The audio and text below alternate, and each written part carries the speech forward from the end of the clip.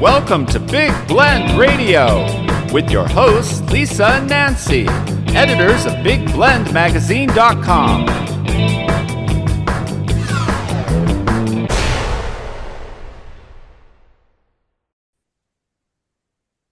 Hey everybody, welcome to Big Blend Radio's military show where every first Monday we get to chat with Mike Guardia.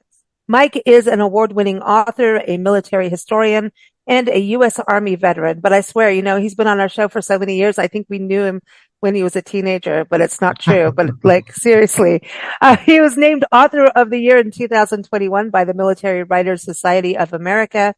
His latest books, and I mean, how many books now? Come on, you got to keep reminding me. 25. I'm 25. Mm-hmm. I'm still stuck on 21 because I think I want to be 21. Anyway, so Mike is 25. There you go. You can be 25 today. His latest books are The Combat Diaries, True Stories from the Front Lines of World War II, and Coyote Recon, The Forgotten Wars of Colonel J.D. Vanderpool. You can go to his website, MikeGuardia.com, go to Amazon, his website, or go to Amazon, bookshop.org, Barnes & Noble. You'll find his books there. But this is the one thing about Mike is he tells the stories of soldiers, men and women.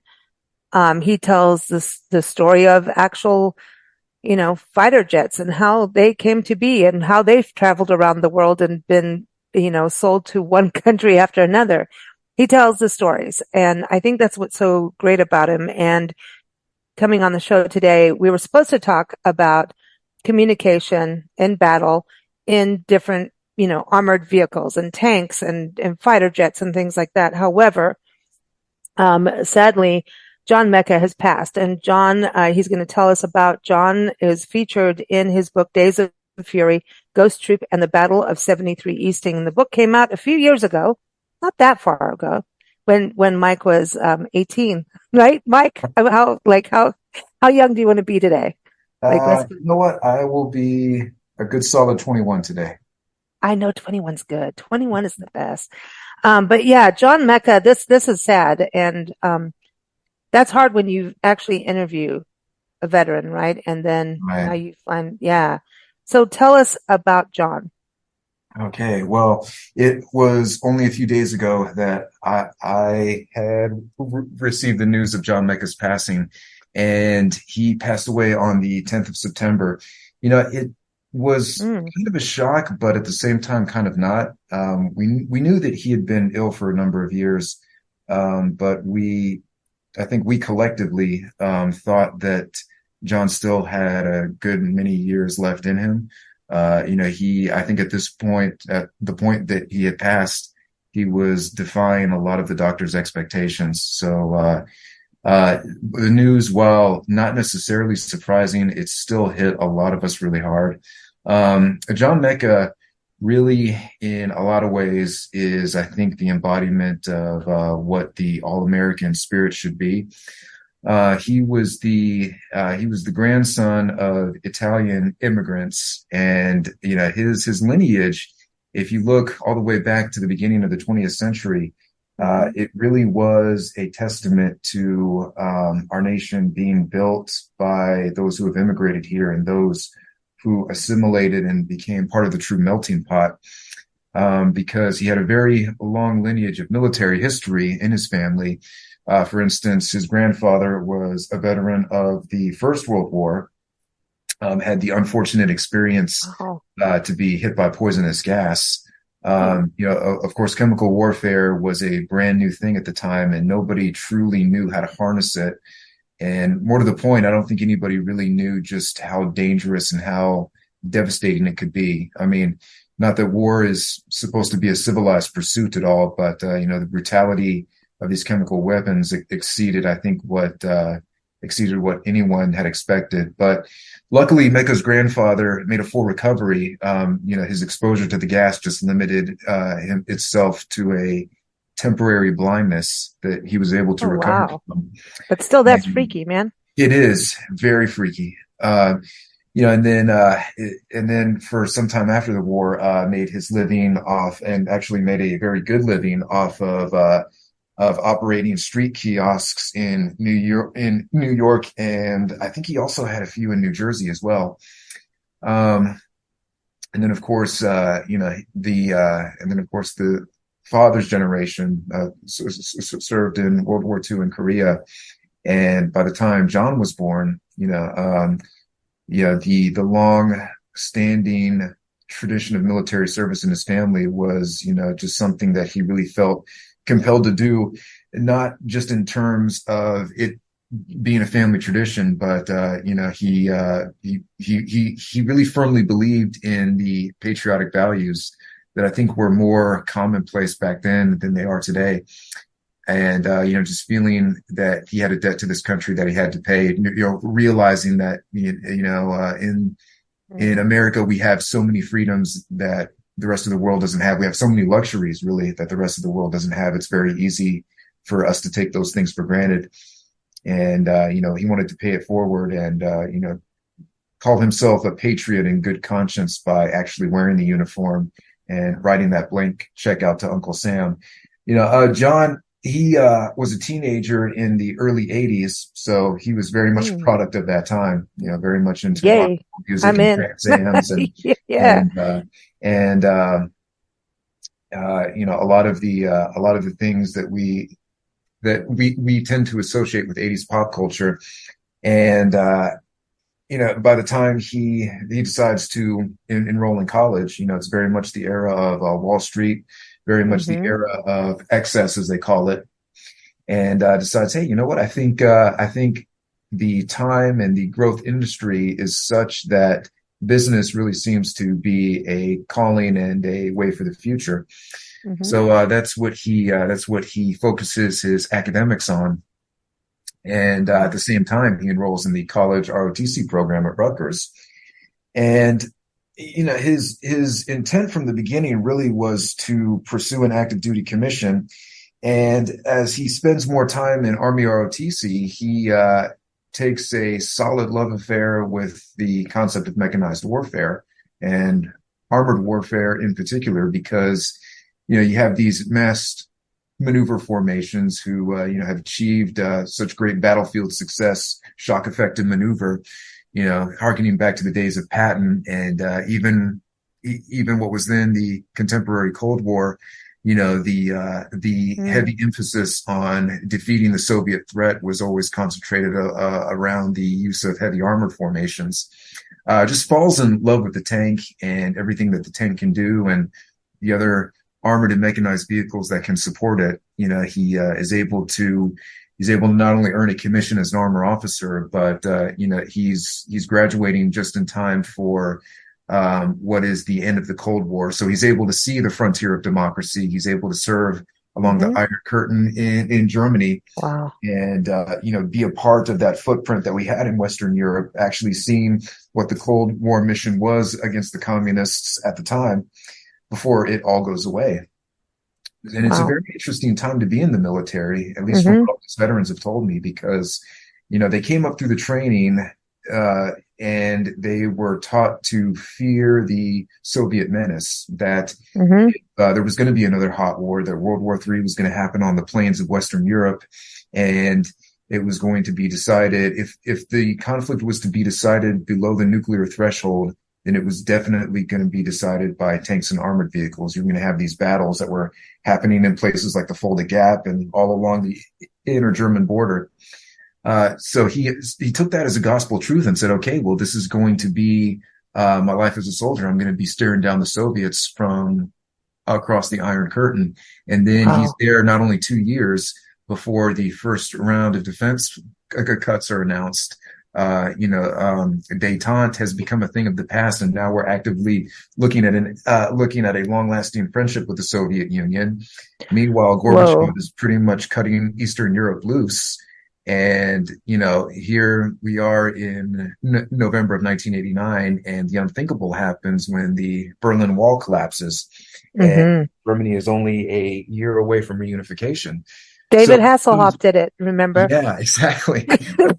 So yeah, it's not very hard to see that the Cold War mission, the thing that they've been trained to do for so long, has now become a thing of the past. And, a lot of people, John Mecca himself included, are saying, we really don't have a mission anymore. We were trained by the Soviet Union. Now they're technically our friends. The Soviet Union itself is on its deathbed. It's probably not going to be around much longer.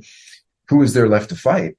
Well, they're thinking to themselves, okay, well, we don't know who the next enemy is going to be. But as they're asking themselves this question, well, suddenly something comes out of left field that not a lot of people expected. Well, you have Saddam Hussein, this little pissant, the third world dictator, who just so happens to be in charge of the fourth largest army in the world. And wow. he also That's has you know what? You just put that in some context right there that I think people forgot about Saddam. Is it like the third? You don't think that because everyone always thinks America's the biggest, the greatest, and we've got France, we've got England, Germany, everybody on our side. Yeah. But that's what you just said, third largest army.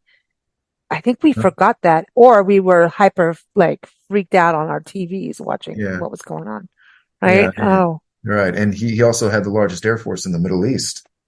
Eek. So we're like, okay, well, he has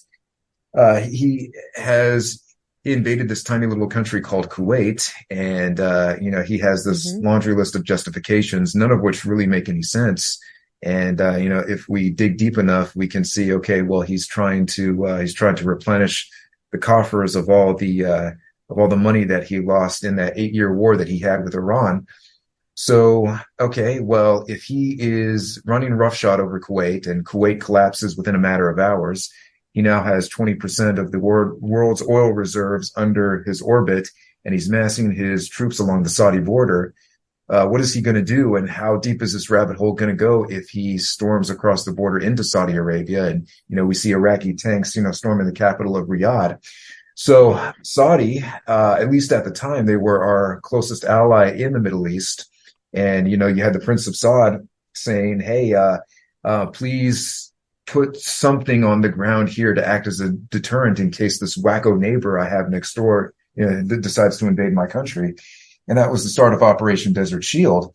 And John, at this point, I think was pretty much of the same mindset that most troopers in Western Europe were. At first, they said, okay, this is probably just another Arab conflict. The Arabs are always fighting each other. They're always fighting somebody. It's, it's, just some brush fire war that's going to happen. Maybe it'll burn out quickly, maybe not. But, whatever it is, that is the Arabs' problem. It has nothing to do with us. But then very quickly thereafter, they start to realize, okay, well, Saddam's not backing down. The international community is solidly against what he's doing. And it seems that temperatures are starting to rise. And you even had George Bush getting on national TV and saying, hey, we're dealing with Hitler reincarnate here. Okay, well, if you're comparing him to the leader of the Third Reich, this really must be bad.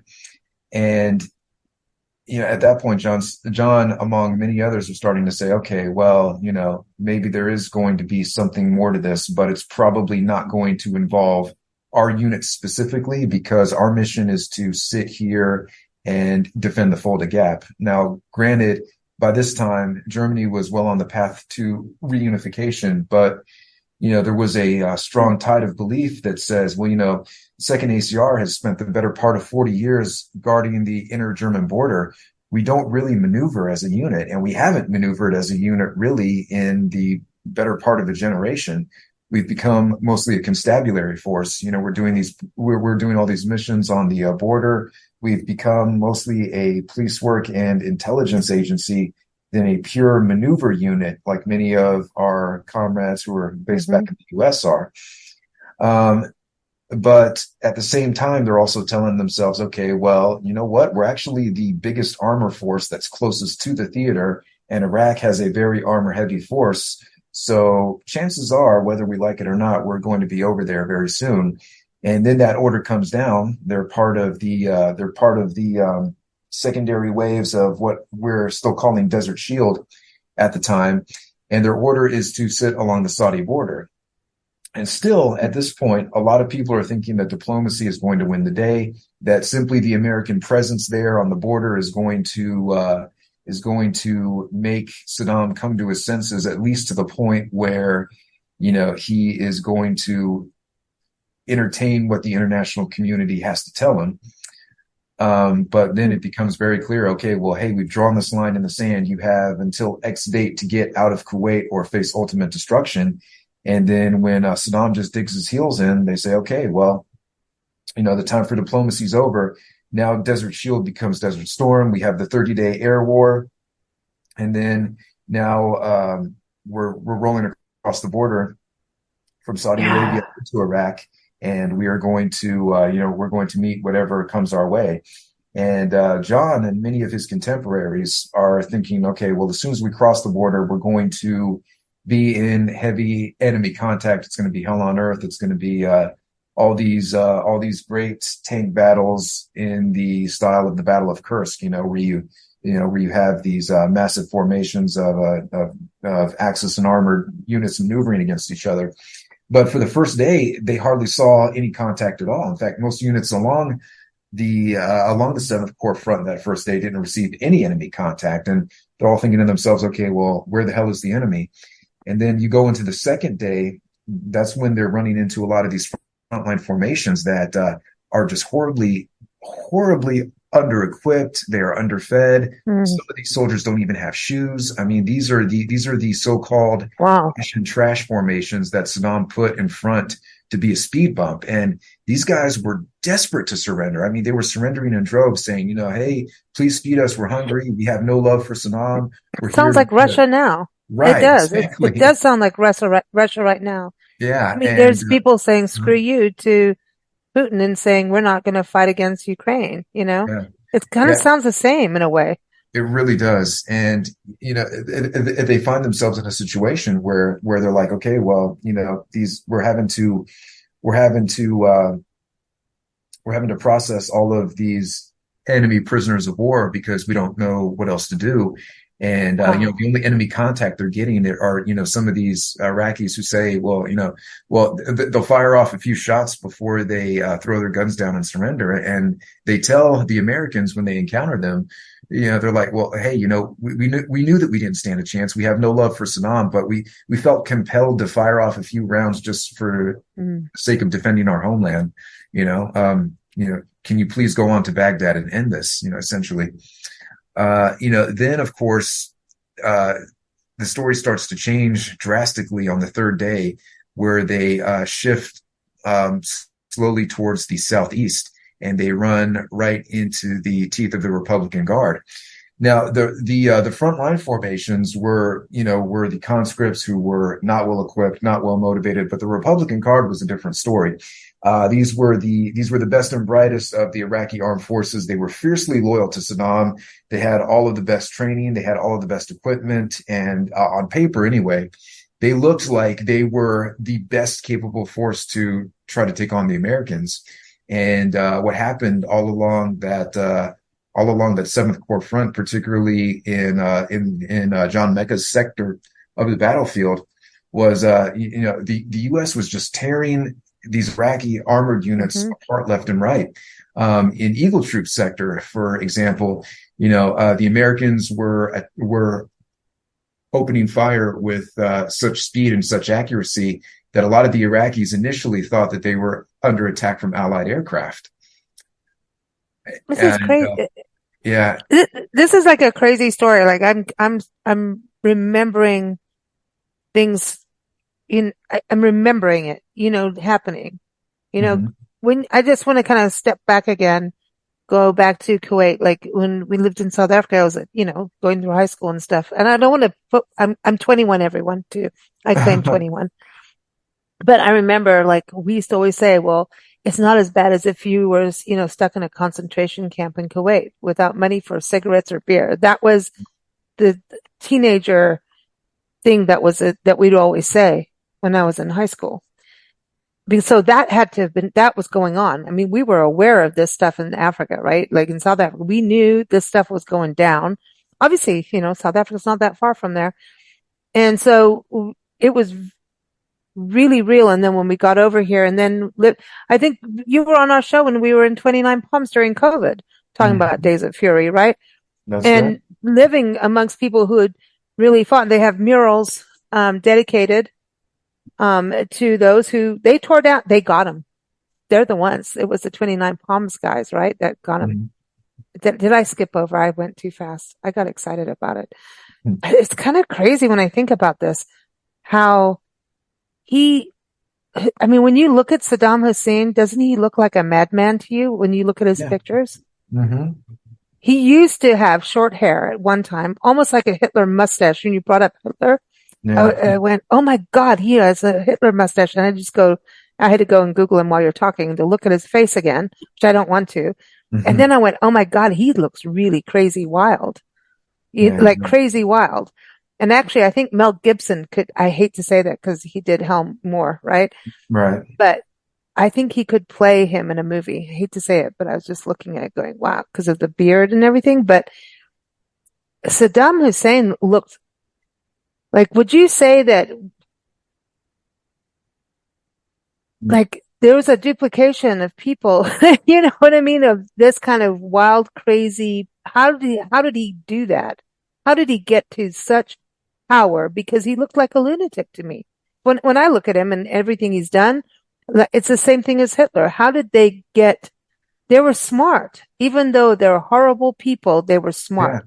How did they win over that? Like, Well, they were able to take advantage of very chaotic situations. They were able to come to power at a time when either the country was suffering from very low self-esteem and they needed somebody to tell them what they wanted to hear, or it was a time of transition where the transitional leadership was weak and they come in and they offer things and they promote certain policies that get people on their side.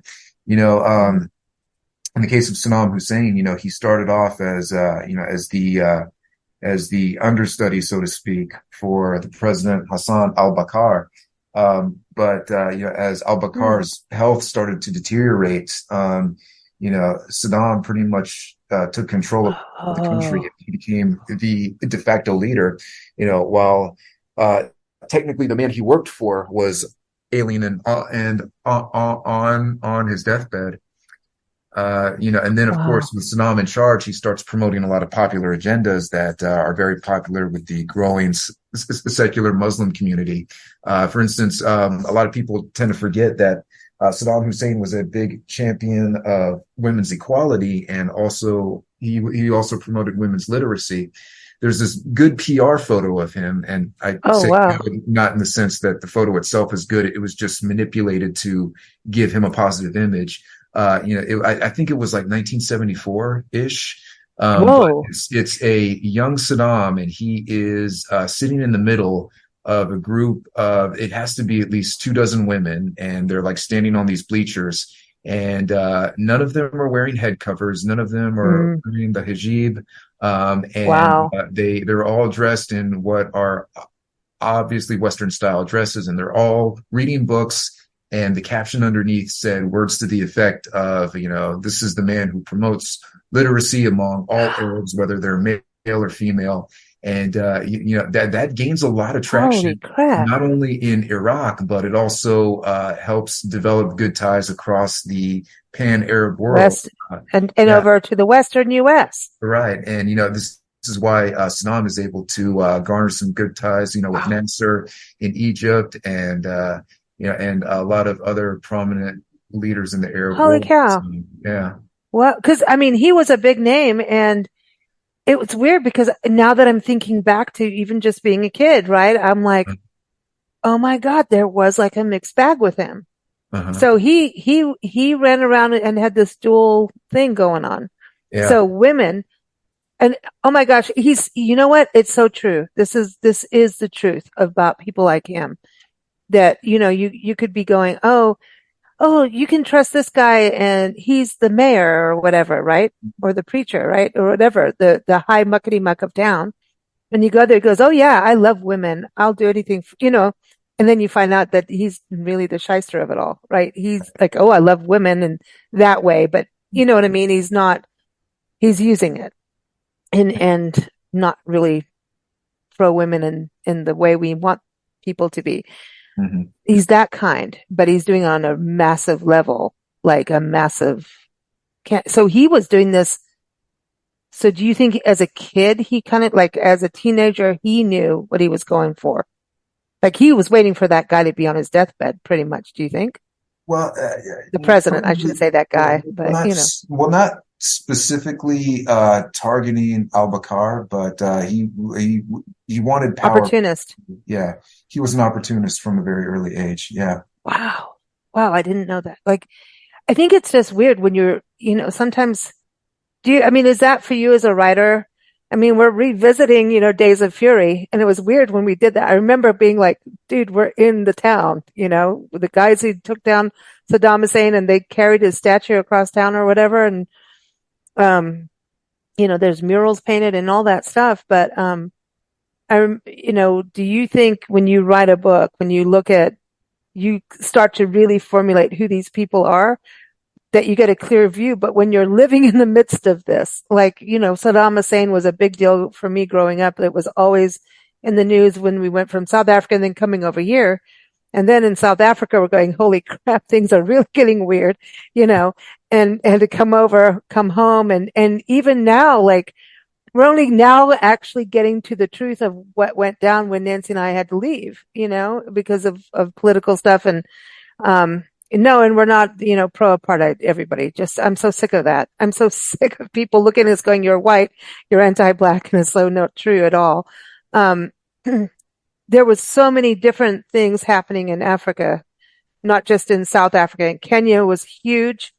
Kenya played a weird role, I think, in so many battles, and it was kind of closed. I don't know. Stuff went down in Kenya, I think, more than people ever realized. Like, I don't know if it was just a country that had so many resources, that so many different countries did land grabs and resource grabs, or what was going on, but that country had stuff going down in regards to the Middle East. And maybe because it was the East, I don't know, but there was stuff in that country that I didn't feel, and I don't know because I'm not a historian like you, like South Africa was bad, and they were, I mean, like badass, not bad, but they were close with Israel big time. But I felt like Kenya, like even when Nancy and I have conversations about, we're always like, Kenya, stuff was going down there that people didn't know about. There was always something. I think you could get away with it on all sides, all fronts. Things were going on. CIA, all of it, there was, I don't know, what did Kenya ever come up in regards to Saddam Hussein and all of that kind of era, or is it just me thinking the wrong Well, thing? no, well, I mean, it all ties together in that era. I think most historians would call it post-colonialism. Mm, Where a lot of the European powers are starting to retreat from Africa. They're starting to retreat from their territorial possessions in the Middle East. You know, this is right around the time, I guess. I mean, if we're looking at the whole 20th century, where we have the British retreat from India, the British have given up Egypt. The British have carved up the borders between, Iraq, Iran, and the United Arab Emirates and whatnot. And the Palestinian Mandate is now becoming Israel. And, all of the major, European nations are withdrawing from their colonial possessions in Africa. So you have this big shift of what has been, well, I can only say decades on end of colonialism.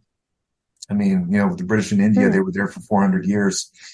And, now that the occupying powers, so to speak, have left, you have an enormous amount of growing pains because people are trying to find their own identity within the context of, okay, well, we're this independent country now, but we've been occupied for so long. How do we really know who we are? Do we have an identity? And, the growing pains associated with trying to find out who and what that is and who to mm, gravitate towards. mm. So I want to go back to the Ghost Troop. Can you tell everybody who the Ghost Troop, Yeah. what that was about? Because I mean, Yeah. that's the Days of Fury, Ghost Troop, and the Battle of 73 Easting. It sounds like we're at downtown London in England, Right? Yeah. Doesn't it? So, It sounds, and by the way, when you brought up Wall Street, as soon as you said that, I saw Michael Douglas in my head. yeah. That's how, like, yeah, that's my era. Just saying we had the better movies of everybody. But anyway, sorry. Yeah, yeah. So Ghost Troop is, so for any number of listeners out there, when I talk about a troop unit, that is a unit that is equivalent in size to a company in any one of your standard units. Now, Mm. you have these armored cavalry units, and they have different names to describe their organizations. In a regular ground unit, you have units that are descendingly divided into brigades and battalions and companies. But in the cavalry units, they're descendingly organized into what we call regiments, squadrons, troops. So troop is the equivalent to a company-sized unit. And typically you identify your company-sized units by letters, and each letter typically carries the designation of whatever the NATO phonetic alphabet is, so Like the Company B, right, exactly. what is it? The Biggie, what's that song? The Oh my gosh, the Bugle Boy Company of B. Company B. Yeah, the Yeah, Beagle Boy of Company B. yeah, Nancy's singing in the background now. So yeah. sorry, but when you said, I didn't know that. So no, I'm sorry. I didn't mean to interrupt, but like, No, yeah, no. so that's something we can kind of identify with is, Hmm. yeah, the Beagle Boy of Company B. Yeah. The So, Andrews sisters. Yeah. mhm. Yeah. So if you have Company B, then you would also refer to that as Bravo Company. And then of Oh, course, Company C would be Charlie Company. And, you would go on down the list, until you get to presumably what would be the last letter of the alphabet. But here in the Second Armored Cavalry Regiment, you had troops that were identified by letters, but instead of using the regular NATO phonetic alphabet, Alpha, Bravo, Charlie, they would have their own made up designations. And, so if you had G Company or G Troop, instead of it just being Gulf Troop, which is what the corresponding NATO phonetic designator is, they would say, okay, well, we're going to make it something unique. We're going to make it something cool and something that has a lot of flair to it. So why don't we call it Ghost Troop? Yeah, Ghost Troop sounds good. We'll use that. And that became the official designator. And it continued on wow. for several years after that. So that's why they called it Ghost Troop. And within each of these armored cavalry troops, you'll have two tank platoons. Each of them have 4 M1 Abrams tanks. And then in the scout platoons, you'll have 6 M2 Bradley fighting vehicles. And these two platoons pretty much work together in tandem as what we call hunter-killer teams, to where the Bradleys are the ones who are the eyes for the tanks. They're scouting out. They're the hunters, and then the tanks come in as the killers. And you have a combined arms effect that way. So, naturally speaking, because we knew that Desert Storm was going to be a large scale maneuver-based conflict, we wanted those cavalry formations out in front, to where theoretically you had units like the Second Cavalry who could use those hunter-killer teams to hold and fix the enemy in place, while the follow-on maneuver units could then close with and destroy, the enemy from either the flanks or, Wow. just using whatever pass-through techniques they could. So this is a basic search and destroy, Yeah, it sure with is. this. So when you think about this is who they are as Ghost Troop. So you're renaming a hurricane, right? Yeah, We're going to go rogue on the hurricane names and do our own thing. yeah. So okay, so that happens, but now how does this work in regards to, so this Ghost Troop now has this name. Mhm. Okay, I'm going to ask a really dumb question because I get Okay. to. All right. So how do you get the tanks over there? Like, Like, Yeah. did you So, have the tank? You know what I mean? Because I know this is a tank troop, and mhm. General Patton, obviously, I think that's part of the connection to 29 Palms, right? Is Yeah, we Patton put them did on a lot cargo of his ships. maneuvers out Hmm. there in Mojave Desert. He used it. I mean, there's even in the Mojave National Preserve, he's got places where you can named after him and stuff too, where Yeah, he did his just put the maneuvers. troops on But cargo ships. That'll do it. yeah, so they go out, so they ship them off. Off Hmm. to Boston. No, Yeah. they ship off the I got that song in my head now.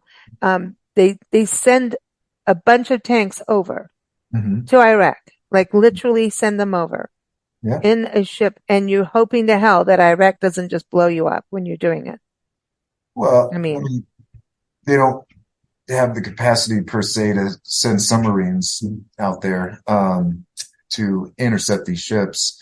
But you have these ships that will come into the ports of Saudi Arabia, and then the troops themselves fly over, and they'll land at a Saudi Arabian terminal, and then they'll go to the port to meet they will go to the port to meet their tanks coming off the ships. holy cow. This is like the Normandy landing in a weird way, right? You know, like we're just going to come in and we're going to bring our tanks off the ship, roll on in, and then come after you. Like that's kind of crazy when you think about it. Like I would be on I would be on edge if I was the tank person doing that. What I mean, can they didn't did they ever attack people coming in with the tanks, like try to stop like the ships coming in? I mean, did that ever happen, or they were going in territory that was okay? Yeah, Or my they were all coming into territory that was okay. So at this point, okay. the Iraqi army had stopped at the Saudi border, and they and all of the Allied equipment was coming into the port of Dhahran, which was still safe Hmm. territory, and the American Okay. troops were landing also at a safe airstrip, so where they could get off the plane, meet their tanks that were coming in from the boat, and then take their tanks to the Saudi border where they would uh, sit and hold and, await for their next Search orders. and destroy. Yeah. Wow. Wow. Hmm. So Ghost Ship is there, and then what's the 73 Easting? Tell everybody about that. Yeah. So when you are fighting in a featureless desert and there are no identifiable landmarks anywhere around, pretty much the only way that you can identify a spot on the battle or even identify a spot on the map is you have to use a system of military grid lines. So for your standard military map, you have the north-south lines and you call those eastings. Well, if you're going out in the middle of a flat featureless desert, you're able to track your movement by all of those grid lines on a map. So if you have the Battle of 73 Easting, because you're in the middle of a desert, you don't have really anything else to designate the battle by a particular name. You just say where Hmm. it was on the grid line that you were when you started engaging contact. So as they're moving across where their map reference points are, they're like, okay, this is the 7-1 Easting, this is the 7-2 Easting, and then, okay, now we're making contact here at 73 Easting. So when you go through, boot camp and everything, are they teaching you that? Like all of these things that you're teaching us every month? Like, or do you just like, because there's the physical stuff you have to do and the armor and the tanks and all this stuff. But I mean, is it just happen like as you go, or do you learn everything and then you go? No, you learn you end up learning a base of information when you're in boot camp or when you're in basic training. They teach you as much as you can to get a firm grasp on the basics. From what I recall, we did do map reading and we did do basic land navigation and orienteering, but I don't recall them ever telling us specifically what an easting or a northing was. We just had to learn our grid zone identifiers. We had to learn how to use a protractor to find an Oh, 8-digit grid reference point on a map. If we did talk about eastings or northings, I don't remember it, but I do remember hearing it, specifically when I got to my unit. Wow. Yeah. I mean, you even brought up a protractor. Now, who knows what that is anymore, right? And I mean, in school, we used to have them and, be able to, do the circumference and all of that. And I don't think protractors are even used anymore. Are we all using phones now and GPS? I So guess. yeah, I suppose. But no, but I mean, it's interesting to me. I mean, you go out there and it's like, because at some point you can't learn everything and then go out and hope, because there's like that weird balance between, it's even as a musician, right? You can't sit and rehearse yourself to death. You need to get out there. And that's Right. your quickest rehearsal. So is that balance, like you're saying, in a way, like you learn your basics and then out you go. And then you're going to start learning right away. And if we're in a war, don't things speed up a little bit too? If we're in war, it's like, Oops. yeah, get out there, yeah, a little bit of like a little movement. You have to go faster, Mhm. if we're in that mode. Wow. Wow. A lot of lessons learned today, Mike. This is crazy though. When I think about the Iraq, well, I always say the Iraq War, and it's not like you were talking, there's different names for the Gulf War as we've Mhm. been going through.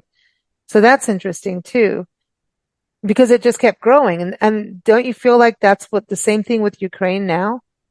That it's just kind Yeah. of growing into one bigger war, or like, I don't know. I remember talking about the Ukraine war with you 2 years ago. Is it 2 years? Has it been 2 years? What's going on Almost now? two. Holy cow. Almost. Wow. And we didn't know. Remember? And talking about ghosts. We remember the ghost pilot guy Yep. that was, yeah. Wow. Wow. It's amazing. And now they're going to use nuclear energy right after, like, everything after Chernobyl. Here Hmm. they are but they need it. They need it, do you find that like interesting when you look at wars and history? Do you find common threads between wars about how things happen when you're writing books and, telling everyone stories? Because you have to get like, this battle happened. Are you finding that like these commonalities, like, okay, Ukraine's possibly following the same things as the Gulf War, or no? Do you think it's just everything's different? Well, there are a few common bonds that tie these wars together. You see a lot of these same stories get repeated, and it's not that history itself is it's really not that it's cyclic, and it's not that history really repeats itself. It's just that Hmm. people don't change. People Right.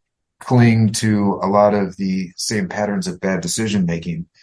And what I've seen throughout any number of these wars, you'll have common parts of the story that always tend to crop up. Somebody's ego gets out of hand, somebody's temper flares, somebody has the chance to step back from the precipice and they don't do it. Bad intelligence can take a very well planned operation and turn it into a disaster. Um, you'll have common threads of, the underdog who everybody was going to count out before the first round was over, make it not only to the end of the fight, but have a pretty strong showing on every measurable level. Hmm. There are a lot of those commonalities that you find throughout every war that's been fought. And, you know, one of the most interesting things that I've found is that, the postmortems for all of these conflicts, they take a number of divergent paths. And I found that the smaller the conflict, actually, the smaller the conflict and the less public support that it has, the more divergent the post-mortem narratives tend to be. Because, if you ask any number of people out there, I guarantee you 90% of them at least will tell you, yes, World War II was a good and it was a necessary war because Hitler Hmm. had to be stopped and, the Axis had to be defeated. And you don't see many variations in that narrative. But when you talk about Desert Storm, well, yeah, it becomes a very hotly contested topic. And it doesn't even have to Hmm. be a short conflict like it doesn't have to be a short conflict like Desert Storm. we have the war in Vietnam that historians are still debating over today. You see the same things for those interludes we had in Grenada and in Panama. Mm-hmm. Yeah, people still jawbone about whether it was the right thing to do versus the wrong thing. The Brits, I think, are still there's still a rift of whether or not they thought the Falklands War was a good idea, or whether it was Argentinian territory to begin with or whatever. But that's been the most interesting thing that I've noticed. It's just all the divergent paths that people take when they're trying to figure out what went wrong and where do you go now the war's over. I think, studying history is so huge. And, Nancy and I always talk about this, how we'll throw this out and you have an answer. And I'm like, what? How do you know this little thing here, over there, and that page? You'll read something and go, what is that? And then call Mike, he knows. And it's probably written about it. I think it's fascinating. It's the study of people in a way, history, because it is. People are the ones doing the battles, and it's a study of people, which is fascinating. It always is. And hopefully we learn from battles, and some battles don't even, I think people forget about the Korean War and they just put it like, oh, it was a skirmish in part of Vietnam. There's just, that's what Nancy always talks about, is the Korean War. It's like everyone forgets about it, And even World War I is forgotten about a lot, right? That's kind of weird. We always look at World War II a lot, Right. but World War I was supposed to be the one and only, right? Oh yeah, And we had two. There was going to be the war to end all wars. Yeah. So. Oh well. Yeah. Well, thank you again, Mike. Always a pleasure having you on the show. Thank you for my history lesson, and for, I know a lot of audience too. They're always learning stuff and thinking of things that maybe we didn't think about. And now I hope I don't have nightmares of Saddam Hussein and Bin Laden. God, Bin Laden too, man. That was, at least we got him though, right? Yeah. Right. He nailed that. Yeah. I mean, that's the thing, we can get as mad as we want politically, right? But the military did do that. They went and got him. Like, I don't care who, what, and where. They got him. Mm-hmm. And people are contesting that too, right? But I go, like, he was not a good man. Bin Laden was not a good human being. Saddam Hussein was not a good human being. Neither one were. And when I hear people start to contest that, I'm like, you've got to get a grip. I don't know. That's just me. No, not a good person. That guy needed to go. And didn't he order Domino's or something? Am I nuts that he ordered pizza or something from his kids? He loved Doritos. Yeah. Oh, was it Doritos? It was Doritos. Yeah. He was a huge Dorito hound. So he's all chemicalized at that point. he had those Dorito fingers, right? Like we have with Cheetos. Yeah. Oh my God. Oh my God. All right. So everyone, the Combat Diaries, true stories from the front lines of World War II, and also the book Coyote Recon, The Forgotten Wars of Colonel J.D. Vanderpool. That is a badass book. Both of them you've got to go get them. And then also, as we were talking today, Days of Fury, Ghost Troop, and the Battle of 73 Easting. Check it out. Go to MikeGuardia.com. He's here every first Monday. And I think it's really interesting, in closing, about John Mecca. Isn't it kind of wild that he died the day before September 11th? Like, It kind of feels weird, doesn't it? Like, yeah, it's interesting. It's like one of those things like John Adams and Thomas Jefferson dying on the same day, like one of those weird things, I thought that was weird. Like, I still think it's like a whole group of interesting things, but thank you all for joining us. Thank you, Mike. We're here at BigBlendRadio.com. All righty. Thank you, Lisa. Always a pleasure to be on the show.